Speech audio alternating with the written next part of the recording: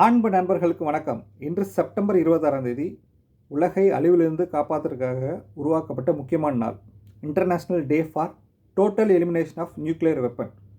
1945 வருஷம் ஹிரோஷிமா நாகசாகி மேலே ஒரு அணுகுண்டு வீச்சு நடந்துச்சு.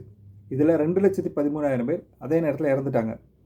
இது உலகத்தோட மிகப்பெரிய மனிதாபிமான சோகம்.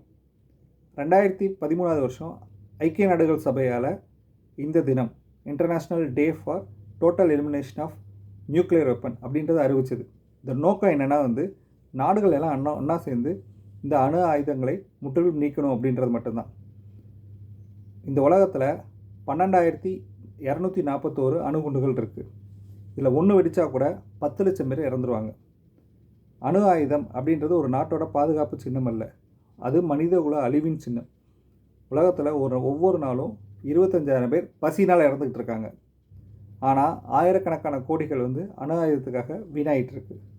இன்று international day for total elimination of nuclear weapon. நினைவில் கொள்வோம், அணுகுண்டுகளை அழிப்போம், அன்பை விதைப்போம். இந்த மாதிரி பயனுள்ள தகவலுக்கு நம்ம சேனல் லைக் பண்ணுங்கள், ஷேர் பண்ணுங்கள், சப்ஸ்கிரைப் பண்ணுங்கள். தேங்க்யூ.